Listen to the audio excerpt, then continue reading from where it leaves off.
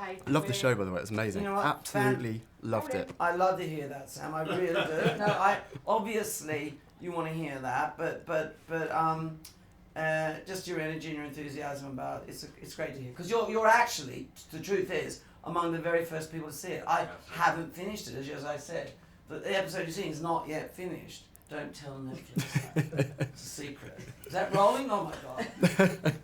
So anyway, the first thing was, what attracted you to that particular era in time? You know, why the late 70s and in the Bronx? What was it about that time? Well, I was led to it by the question of how did this pure.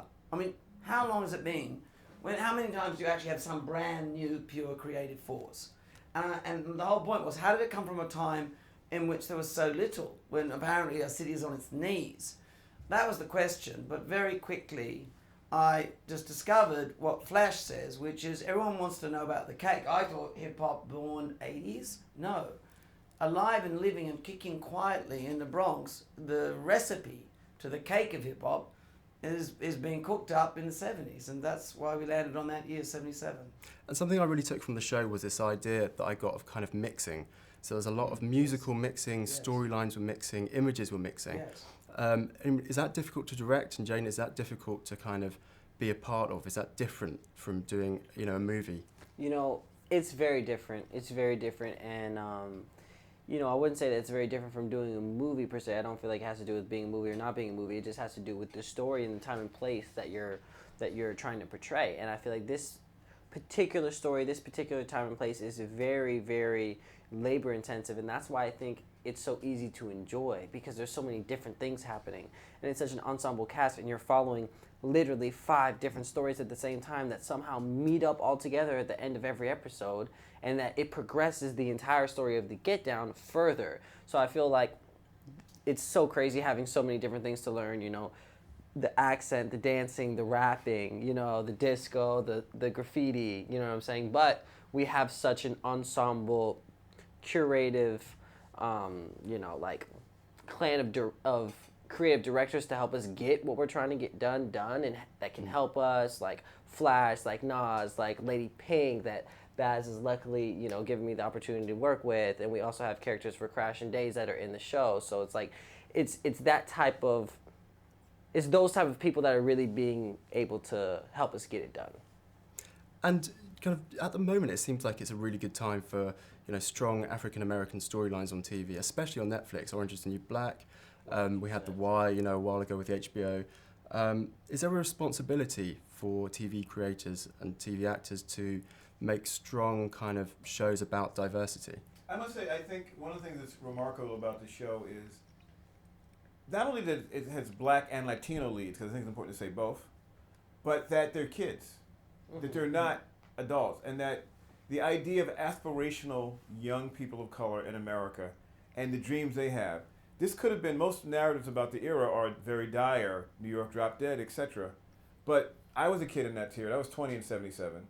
And we were all aspirational. How are we going to do our thing? How are we going to make a mark in the world? And every one of our characters is about getting forward, moving forward. It's not about perpetuating a pathology. It's about aspirational. And I think that's one of the things that makes the show unique. And we're just talking then about the cast. And, you know, when I was watching it, I was thinking, I recognise this guy, I recognise her. And then I looked them up, I was like, no, I've never seen them before, but they're a natural. I mean, how did you find the cast? It picks up on what Nelson said. I mean, some of our young cast, one of them, TJ, was rapping on the subway in the Bronx. Next, he's in the Get Down. Then you have Jaden with his journey. Some have done their first movie. But more importantly, you know, this is the thing about a Netflix. This is the unusual moment we find ourselves in.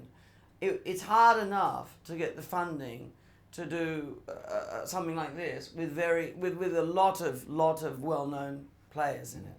To get it done with a lot of youth in it, with not that many well-known people in it, is quite hard.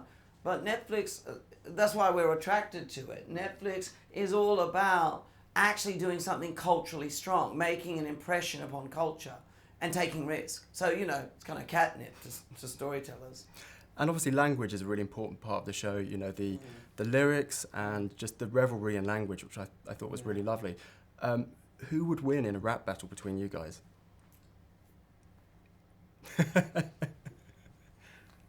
Any freestyling that you can? I tell you what. I tell you what. There's only one fact. We know who would lose. Brilliant. Well, thanks very much. Thank you so Right. Running up. Yeah, 10 minutes speed. Great. So the first thing I was kind of wanting to ask was why this era? How did it all come about?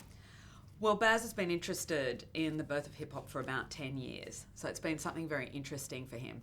And I think what piqued his interest is thematically it's about out of incredible hardship comes this extraordinarily creative musical force that's going to dominate world culture from the late 20th century till the current day. And I think for him, that idea that creativity can flourish in the most oppressive of circumstances is something he finds hopeful and part of a very important human story to tell. And when you're sort of doing this kind of era, so this is late 70s in the Bronx, as a costume designer, I mean, does that kind of create challenges in terms of a tension between historical accuracy but also a certain creative freedom on your part? Look, I think we never set out in any of our shows to make a documentary per se, but I think something I've really learnt from working with Baz is that it's all about communicating to the audience what it felt like to be there back in the day. And what you need to do is to find a very good balance between the storytelling element and also creating an authentic world, that remembering that most of the people who are at the inception of hip-hop are still alive. So you want to connect with them on a certain level of authenticity, certainly.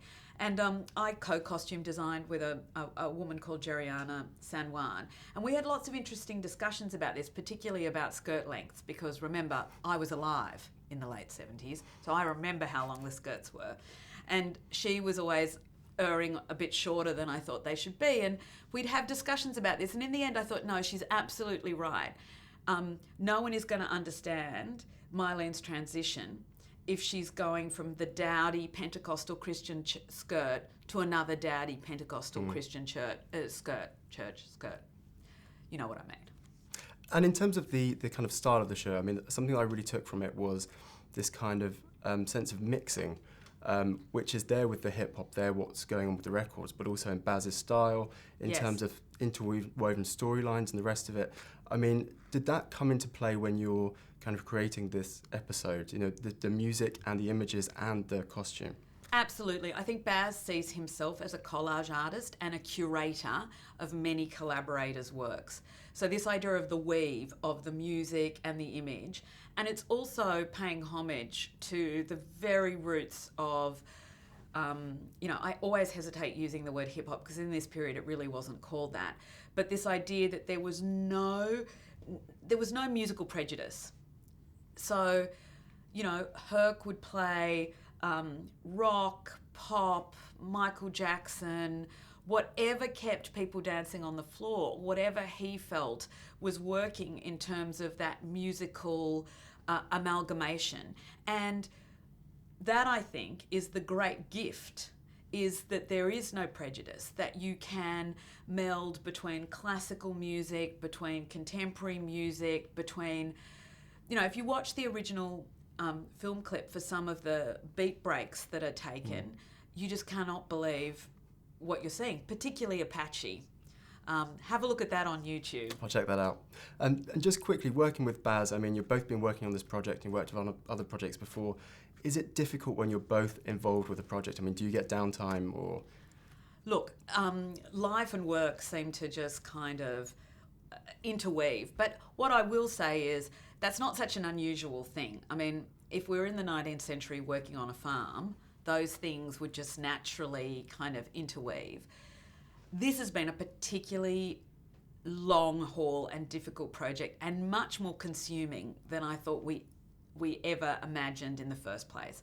So downtime, it's been a little bit difficult, but we're lucky enough to have two kids who are completely uninterested in what we do for work and always say at dinner, don't talk about work. That's a good idea, good way to keep it. Yeah, exactly. Brilliant. Well, thanks very much. Thank you. That was great. Thank you very much. Thanks a lot, Catherine.